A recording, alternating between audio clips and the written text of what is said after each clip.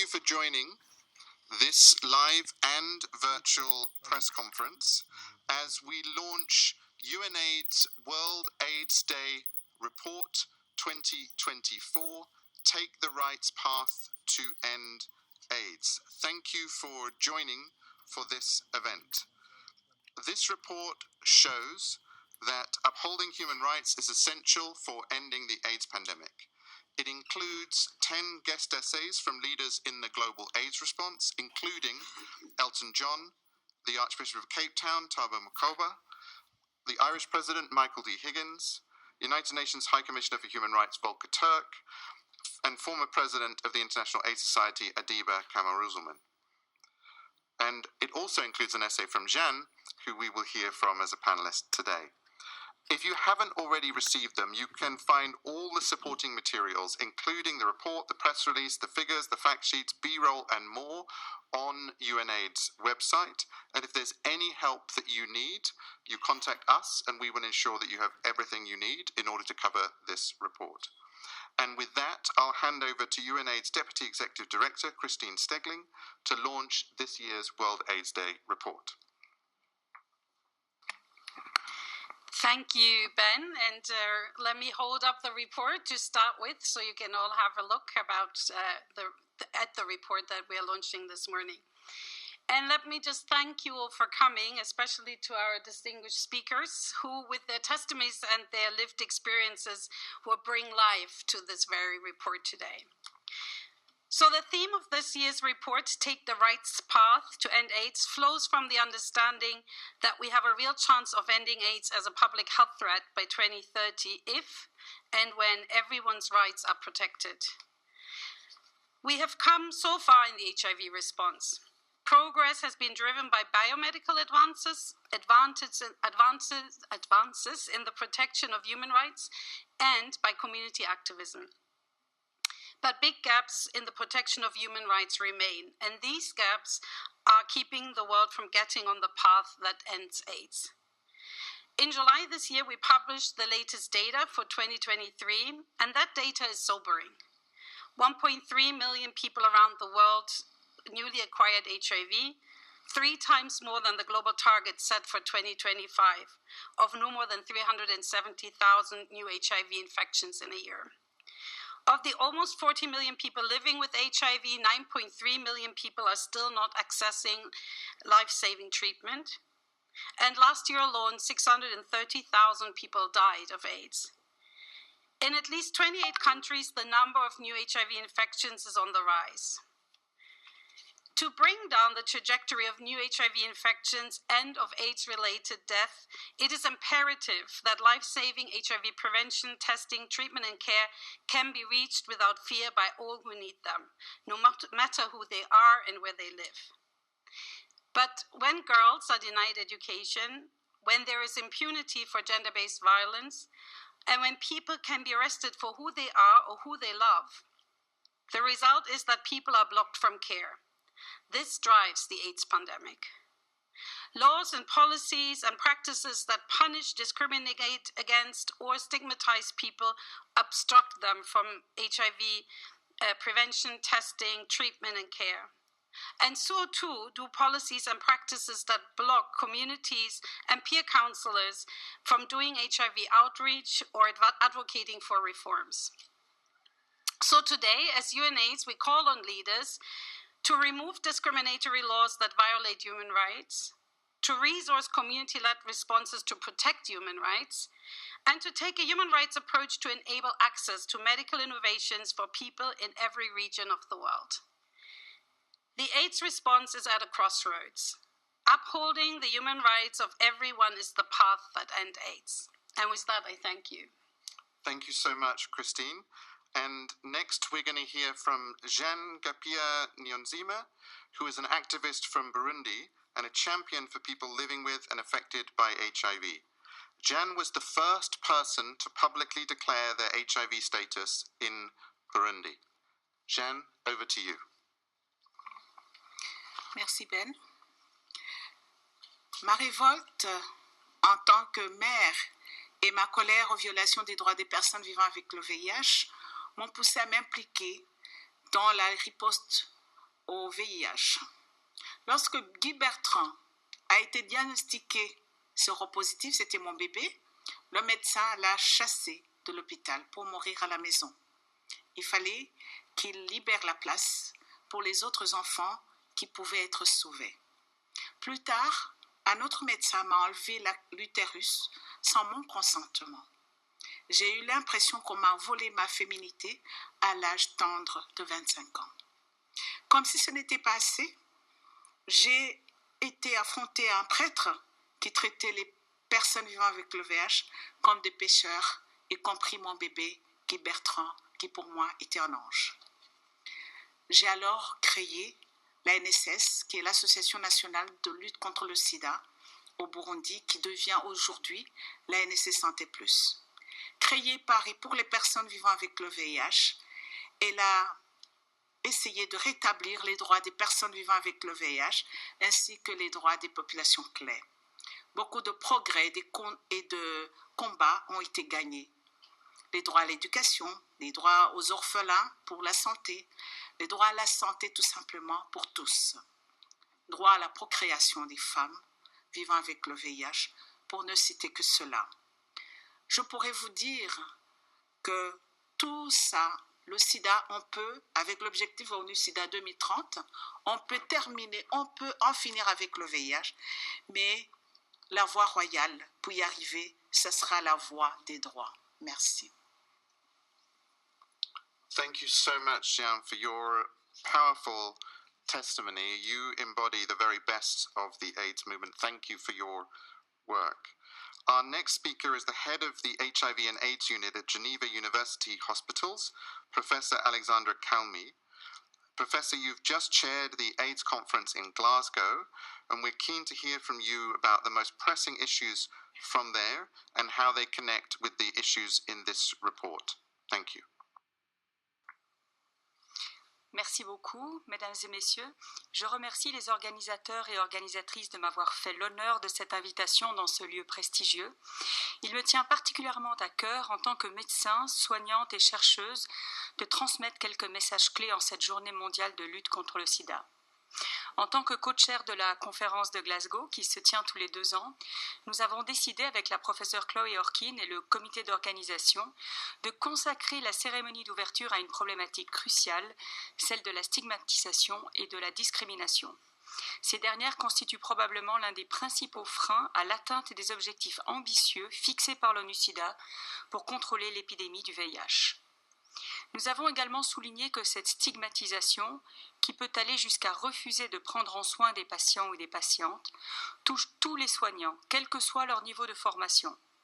Parfois, elle peut conduire les patientes et les patients à renoncer aux soins, simplement par peur des réactions qu'ils pourraient susciter.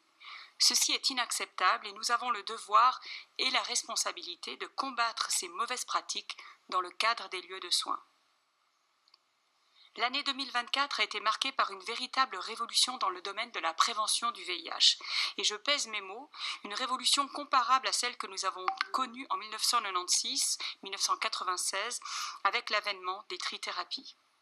Des études ont en effet démontré que 2 injections annuelles d'une nouvelle molécule avec un nouveau mode d'action permettent de protéger presque entièrement une population de jeunes femmes particulièrement à risque d'acquisition du VIH en Afrique subsaharienne. Cette avancée est remarquable dans un domaine où aucun vaccin n'est actuellement disponible et où aucun vaccin ne semble prêt à l'être dans les 5 prochaines années. Cette révolution dans la prévention mérite d'être saluée et accompagnée, surtout accompagnée, pour qu'elle soit rendue accessible et disponible dans les meilleurs délais à toutes les populations concernées. Enfin, faisons de cette journée mondiale de lutte contre le sida, le 1er décembre, un moment pour rendre visibles les défis d'une épidémie que l'on a parfois tendance à vouloir oublier. Le modèle de soins doit évoluer. Intégrer le suivi des patients dans les structures de soins de routine peut sembler une approche pertinente. Cependant, l'accès des populations clés aux dispositifs de traitement, de dépistage, de prévention et de suivi doit rester une priorité pour tous les systèmes de santé, et ce, partout dans le monde. N'oublions pas qu'aujourd'hui encore, certaines régions du globe observent une augmentation du nombre de nouveaux cas et de décès liés au VIH. Ne cédons pas à la lassitude face au sida, ou comme le disent nos collègues anglophones, à l'AIDS fatigue. Je vous remercie pour votre attention. Thank you so much, Professor Calmi. And now we will hear from Axel Bautista, who is Community Engagement Manager from Impact Global Action, and who is based in Mexico City. Axel. Thank you. It's an honor to be part of this press conference.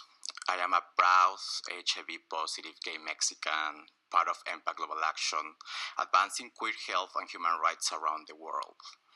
My experience as an HIV-positive activist in Mexico and my work at Impact have helped me to have a deeper understanding of the importance and the urgency of addressing human rights, especially in my queer community.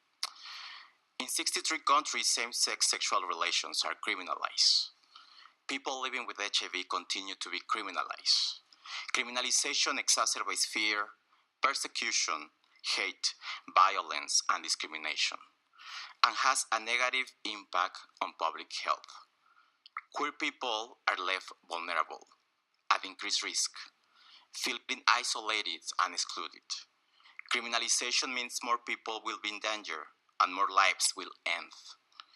We cannot end HIV unless we end criminalization. Likewise, queer migrants continue to be uniquely vulnerable around the globe. Queer people in danger simply cannot stay where they are. They have the basic human right to move to a place where they can find healthcare, equality, and where their rights will be respected. No one, regardless of where they were born, should be denied the right to healthcare. As an activist, I've learned to use my voice to demand my rights, to change narratives about what it means to be gay and live with HIV, about what it means to have the right to enjoy sex, express myself, and be visible. Today, I say to the world, people living with HIV, queer people living with HIV have value and are here. We can learn many vital lessons from HIV and queer activism, such as rights must be demanded, invested in communities is crucial, and we cannot fight the stigma and discrimination without putting our needs, our issues, and our bodies at the front. We need to retake the power that has been taken from us, which is the power and the pleasure of being proud of ourselves. We need to be more open about sex, sexuality, pleasure, and identity. And we need to change and challenge the narratives about living with HIV. Thank you so much. Thank you so much, Axel, for your powerful testimony. We're going to move to a questions period now, and so we're swapping Batilda for Axel. Batilda is the West and Central Africa Regional Director for UNAIDS, and she's joining because we have on the line colleagues from the media from West and Central Africa who are particularly interested in learning more, and so Batilda will help answering questions on that. Axel is available to be interviewed in English or Spanish after this event, so please do link with us if you'd like to interview Axel in English or Spanish. And we can also provide for you the English translations of what you heard from Jeanne and what you heard from Professor Calmi. So if you need the English translations of those, we can provide those for you. Please get in touch with us afterwards. And then for this part of the questions, you can ask questions in either English or French. I understand that we have colleagues on the line, and so I want to open that up and create availability for people online. I'm going to start with online, then I'm going to go to the room. Can we open up and hear someone who wants to ask a question from online?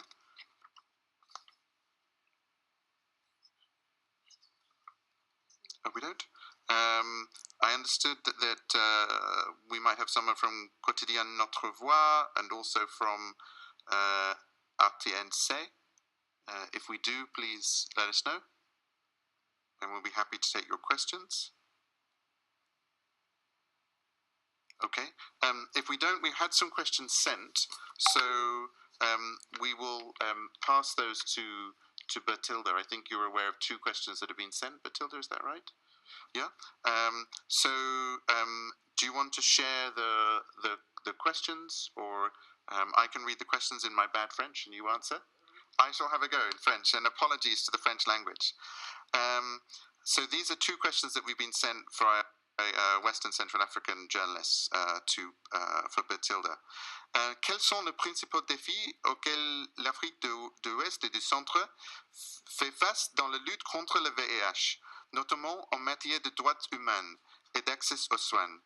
Vous avez mentionné en juillet dernier, lors du lancement de votre rapport mondial, que le sida pédiatrique est une priorité et que les jeunes avaient les difficultés pour accéder au dépistage du fait de leur âge.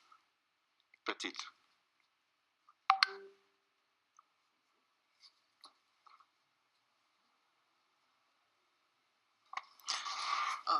Merci pour la question. Oui, nous avons beaucoup de défis, et spécialement une très grande inégalité entre l'accès au traitement pour les enfants et pour les adultes, où au moment où les adultes, l'accès au traitement est de plus ou moins 80%, seulement 35% des enfants de 0 à 14 ans ont accès au traitement. Ça, c'est vraiment des grands problèmes que nous avons dans la région de l'Afrique de l'Ouest et du Centre. Nous avons aussi des barrières liées aux droits, où la stigmatisation et la discrimination, et surtout des lois discriminatoires qui sont votées contre certaines populations, notamment les populations LGBT. Ce sont des lois qui criminalisent, et ça, c'est vraiment une entrave à l'accès équitable aux services, et qui fait que ceux qui sont discriminés ne cherchent pas à avoir accès aux services auxquels ils ont droit. Nous avons des obstacles aussi en matière d'accès au traitement pour les jeunes, de façon générale, les jeunes et les adolescents et les jeunes, parce qu'ils sont discriminés, y compris en milieu hospitalier. Et c'est pour cela vraiment que nous avons mis en place certaines réponses à ces obstacles. Je pourrais continuer jusque demain si je dois parler de tous les obstacles que nous rencontrons en Afrique de l'Ouest, mais je vais m'arrêter là. Merci bien. Sinon, une autre question. Quelles sont les initiatives prises par le bureau de ONU-SIDA en Afrique de l'Ouest et du Centre pour sensibiliser et mobiliser les communautés locales autour des droits humains dans la lutte contre le VIH? Pensez-vous qu'elles ont un rôle de jouer dans les réformes nécessaires pour améliorer l'environnement juridique? Oui, nous avons mis en place certaines actions pour répondre à ces barrières dont je parlais, surtout les barrières en matière de droits humains et d'accès aux services. Bien que les pays nous disent nous sommes souverains, on ne peut pas imposer quoi que ce soit au pays, mais nous travaillons avec les acteurs locaux, nous utilisons je dirais la diplomatie et l'influence des gens influents dans ces pays, les champions, pour qu'ils nous aident vraiment à ce que tout le monde ait accès aux droits. Et on met en avant l'accès aux services, plutôt que la promotion, comme certains pensent qu'on promeut l'homosexualité, ce qui n'est pas vrai. Nous promouvons l'accès aux services de tous, pour tous, sans exception, y compris sans distinction de qui que ce soit. Ça, c'est vraiment l'une des actions que nous mettons en œuvre. L'implication des communautés aussi, c'est une des approches que nous utilisons. Ça porte un peu fruit, même si on n'arrive pas, mais on y va très doucement. Tout changement prend du temps, ça prend du temps, mais quand même on y arrive. Et surtout, l'une des aspects dont je n'ai pas parlé tout à l'heure, c'est l'âge de consentement. Ça, c'est une grande barrière des enfants, parce que nous avons encore 10 pays dans la région qui disent que pour avoir accès au service de dépistage, il faut avoir au moins 18 ans. Et ça, vous vous rendez compte qu'attendre 18 ans pour que l'enfant ait l'information, pour que le jeune puisse accéder au service de dépistage, c'est un grand problème et nous essayons dans la mesure du possible de vraiment faire le plaidoyer et certains pays sont en train de changer. Je donnerai un exemple de la République centrafricaine qui vient de voter une loi qui met l'âge de consentement à 12 ans. Donc, c'est-à-dire à partir de 12 ans, l'enfant peut demander l'information, peut accéder à l'information, peut, y compris les services de dépistage. Donc, ça c'est France qui nous appuie dans la lutte contre la discrimination, y compris en milieu hospitalier et dans la réforme légale. Et c'est un projet qui est dans 6 pays. Et puis, nous avons aussi le Luxembourg qui nous appuie pour des services différenciés, de façon que vraiment, on essaie dans la mesure du possible de vraiment travailler autour du renforcement des capacités des acteurs nationaux pour qu'eux-mêmes, et les femmes, les jeunes, les populations, qu'ils eux-mêmes réclament leurs droits et connaissent d'abord leurs droits et réclament leurs droits. Voilà. Merci, Bertil. And then, so in the room, do we have a question? Yes, please, go ahead. Thank you. I am Antonio Broto. I work for EFE, Spanish News Agency. I would like to ask, with the current trends, positive but maybe not positive enough, what is the most realistic scenario for the 2030 goals in terms of decrease of VIH and AIDS cases? What can we expect? Thank you.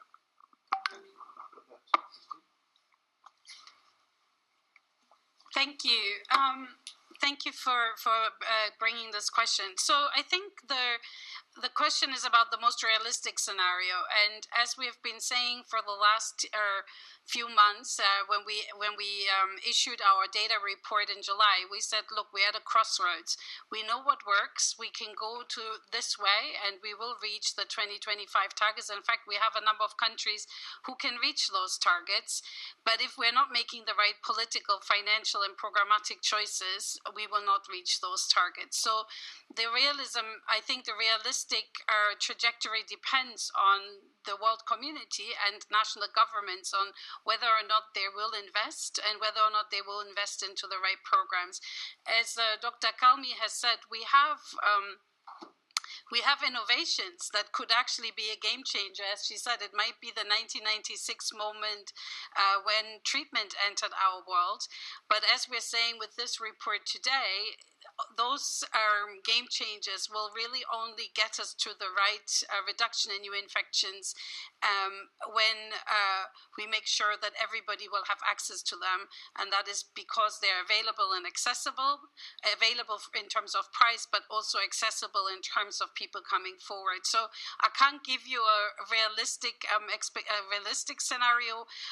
On the current trend, when we continue the way we are now, we will not reach our targets, and we will end up with a much higher number of people living with HIV by, long after 2030, by 2050, that we will all collectively have to be responsible for and need to take care of. Thank you so much for your question. Any other questions from the room? Or online? Great. I see that we have a question online from Constance Mananga from Arte NC. Please go ahead.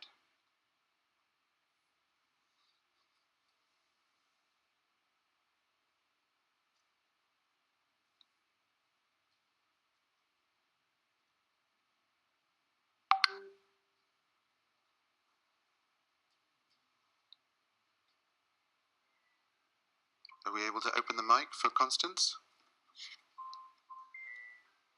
No? Okay, I think we might have lost Constance. Constance, we will find a way that you can send in a question, or others who've had trouble with the access, we will find a way to get to you. Okay. Hi, I have a question. Oh, great. Maya Plants, one brief. My question is for Dr. Kalmi. I would like to know a little bit about the question of CRISPR, the gene editing technologies that are already being tested for several years. And you mentioned that they need to be widely available. What are the barriers for achieving that goal of having more wide distribution of gene editing tools, because this, it seems like it is what it would make HIV an illness of the past, right? Professor Kami. Thank you very much. So you're asking the question first about cure research, and I think that the CRISPR is probably not the only one or the best approach for cure research. Cure research is at the forefront right now. There are 7 cured patients right now. One of them, the Geneva patient, has not been transplanted with cells with the harboring the Delta 32 mutations. So we are not absolutely sure that the CRISPR approach is the only one. What we can see right now is that there is about 40 or 50 trials for cure, and the number of those trials, including CRISPR, is not the main path for the cure trial right now. So to answer shortly your question, I would say yes, the cure research is active, but no, I'm not sure the CRISPR is the only or the best path for the cure research right now. So having said that, I think it is important to mention that the cure research is mostly in the early phase of development, phase 2, rarely in phase 3 trials, so we are not quite there right now. And there are some questions, a very important question that we have to ask ourselves about cure trials is how are we going to stop treatment for patients? What does it mean to stop treatment? What does it mean to restart treatment if something happens? So we are not quite there that we have answered all the ethical questions around the cure trial. So it is an important path for HIV research, but today there are a lot of unanswered questions for the cure trials. Thank you. And Professor Kami, perhaps if you could add, because in terms of technology, whilst we are somewhere to go in terms of a cure or a vaccine, there is a change because of the long-acting injectables. There is a change in prevention that PrEP would not need to be once a day. It could be twice a year. This, if it's available to everybody, could open up opportunities for prevention that there haven't been before. So that's a technology that's really exciting, that's revolutionary, and that is there now and we know works. Could you share a bit more about that technological breakthrough and how you think we can help bring that to the world? Yeah, sure. So what is important to say that this new drug, the lenacapavir, is administered subcutaneously every 6 months. So this is the revolution. The drug can be used for treatment or for prevention. In some countries, it is available for treatment, such as in my country, in Switzerland. In some countries, it will be available, hopefully soon, for prevention. So one drug does not fit everything, but this drug may fit a lot of needs. However, the reason why we are getting a lot of hope for prevention is that you only need one drug. You don't need dual drug or triple drug or combination drug for prevention. One drug seems to work very well, as it was shown in this study, the Purpose 1 study recently at IAS 2024 in Munich. So for this reason, this is a revolution. Some people may even say that, are we going to really invest in research for vaccine because we have a drug that you can give twice yearly and will prevent you to get HIV? So, of course, it is important to have this for prevention. Does that fit all the needs? I'm not sure. What I am sure, however, also for prevention, is that we probably need more options. More options means some people would prefer oral options, some people would want options every week, some other would want injectable as patch, there are many options and we don't have to stop after one drug. I think it is also not wise from the research side to stop at one drug. One drug would never fulfill the needs for the whole planet. So I think this is quite clear. And in addition of that, that for treatment, so this is very interesting to have a drug that you can provide every 6 months for treatment, but you need to have companion drug. And right now, at the moment, right now, 2024, we don't have companion drug for this drug to be administered every 6 months. So there are still quite a way to have to fulfill our expectations and options for that everyone get the option she feels the most comfortable with. And I think this is the work of research. Sometimes I hear, okay, now you have this is fine, you can stop. And I think we will never stop unless we have everyone having the right option for him or for herself. Thank you so much. Christine, would you like to add any reflections on that? No, I think I can only agree, and I think we need to, and that's why I said it very carefully to the previous question. It could be a breakthrough. It could be that moment that we had in 1996 when treatment was available for everybody. But we also have learned over time that it is really important, as Dr. Kalmi says, that not everybody is the same. That we need to bring people choices, especially in prevention. We also have the vaginal ring. We also have tried and tested prevention methods that work, which is condom, and in many parts of the world we have done very poorly providing condoms to people. It could do a lot better with that. So I think the important bit here is around options and choice, and I think there are other interesting ways of combining these options, right? Family planning, for example, with HIV prevention, we know that is very interesting for many women in the world, and so I hope we are not stopping here, but really develop the best possible array of options for people, and especially allowing people to make choices and not thinking that one solution fits all. Thank you so much. We have a question online from Maya Plentz. Maya, please go ahead. Yes, thank you for taking my question. It is a follow-up regarding the CRISPR gene editing technologies. If I understand well, there is a patient that has been so-called cured, right, from the disease, and is it just one patient here in Geneva in the hospital, or can you elaborate a little more, Professor Kalmi and the executive director also? Thank you, Professor Kalmi. Yeah, thank you. I apologize if I wasn't very clear. So we have a cured patient in Geneva, but this patient was not cured because of the CRISPR technology. This patient was cured because he had a medulla transplant, and during this transplant he received around the transplant radiotherapy, chemotherapy, and the graft transplant. And after that, 2 years after that, he stopped antiretroviral treatment in 16th of November 2021, and now we are 3 years off treatment.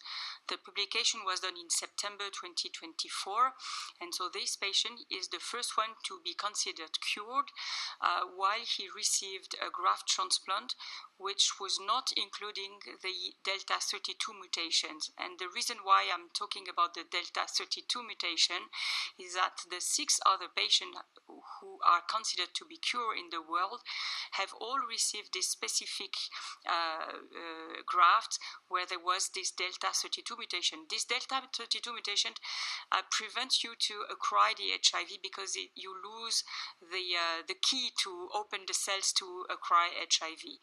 So the Geneva patient is the only one who had the key to acquire HIV, but did not rebound his viremia after he stopped antiretroviral therapy in November 2021. For this reason, it is a very special case, but still today, we consider there are only 7 cured patients worldwide, which is far from what we would like. What the hope is here is that we will find interventions who allow patients to either be in remission for some times without treatment, without antiviral treatment, or for a very long time, which we would consider then to be cured from HIV. Thank you. Thanks so much. Do we have any other questions online or in the room? Okay. If not, I want to invite you all to watch from 3:30 European time today. We will be launching the report in the Kofi Annan room of Unaids, and as well as the panelists that you've met today, we will have interventions from Dr. Tedros, from Volker Turk, from Winnie Byanyima, from other community activists also, from diplomats from 5 countries, and we will conclude with a poetry recital by a Nigerian feminist spoken word poet, Hafi. So we invite you to join all of those, and we can provide details for everybody here in order to be able to watch that online. And if you need anything, if you have any questions, you want to do follow-up interviews, you want facts and figures, you want other supporting materials, we are there to support you. So ask us either in the room or by email, and we will get to you everything that you need. Thank you so much for joining this event, and thank you for marking World AIDS Day, and for sharing the important message that the end of AIDS as a public health threat is possible if leaders follow the rights path. Thank you.